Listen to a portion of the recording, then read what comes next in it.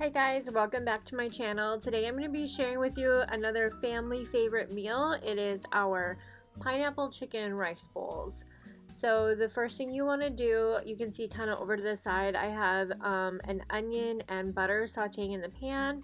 And while that's cooking, you make the sauce. It is going to be pineapple juice, brown sugar, garlic, ketchup, soy sauce, Worcestershire sauce, salt and pepper, onion powder, and ground ginger.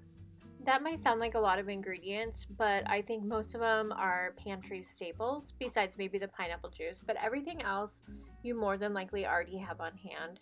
I think this is a really good meal to make during the week because with just a little bit of effort in the morning, you'll have a delicious meal from the crock pot by supper time.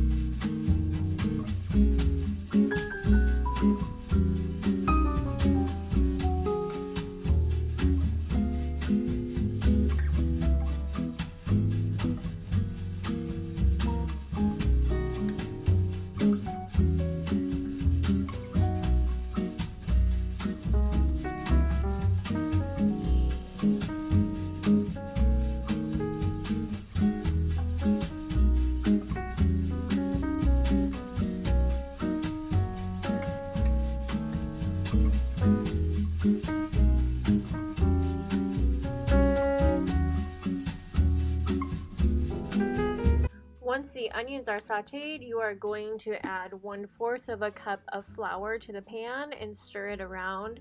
Essentially, you're making a roux with the butter, onion, and flour. So once that's mixed around, you're going to add your sauce to the pan and just bring it to a gentle boil to thicken it up. It should just take a couple of minutes. You don't want to have the heat up too high because you could burn it. I think maybe I had it on like a medium low, like a 3 or a 4. While the sauce thickens up on the stove, add your chicken to the crock pot. I'm never too exact with the chicken. This is just what I had on hand, and of course, it's frozen. But it was kind of a trick to get it out of the package. I really don't like touching raw chicken. It just grosses me out. So trust me, I washed my hands in super hot soapy water after touching it.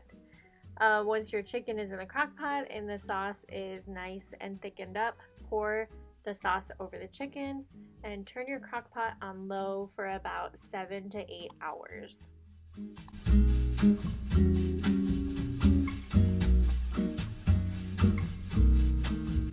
Next, I like to put the coleslaw together so it can sit in the fridge all day and get really cold.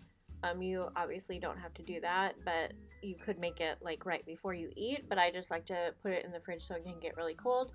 The recipe calls for mayonnaise, apple cider vinegar, sugar, ground mustard, salt and pepper, onion powder, and a bag of coleslaw.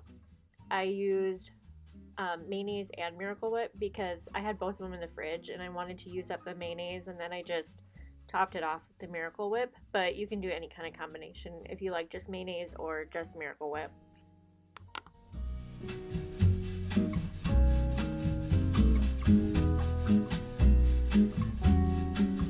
And now the cucumbers. I feel like the cucumbers bring the meal to another level. They are a total game changer. I do have the chicken and coleslaw recipe linked below in the description box, but the cucumbers are kind of my added touch. The chicken recipe is actually a sandwich that it's supposed to be, but we eat it with rice, and so I just thought that the cucumbers would just kind of like bring in another flavor. So I started making these cucumbers actually years ago when we were first married and we lived in California. We would eat them with salmon all the time, like once a week probably. Anyway, now with 3 kids, we don't really eat salmon as much as we used to, but we do eat a lot of cucumbers, plain or like this. So first, you're going to slice your cucumbers and then mix equal parts of rice wine vinegar and white sugar. Just whisk it together until the sugar is melted and stir in the cucumbers. And then I top them off with sesame seeds too, but I actually forgot to do that until like right when I was serving up the bowls, and I sprinkled in the sesame seeds. But it just adds a little something, and the cucumbers just add like a delicious kind of cold crunch to the bowl. It's really good, trust me on this one. So then you're just going to store those in the fridge until you are ready to eat. And I did leave some cucumbers out plain for Xavier and Amelia because they don't like them with the sugar and vinegar on them. Next, once your chicken is done cooking, you are going to shred it up. I like to take it out and put it in a separate bowl and then use my hand mixer to shred it. That's just a lot quicker than using forks. So shred your chicken and then add it back into your crock pot and mix it around. Really, at this point, you can just put it on warm and let the chicken sit in the juice.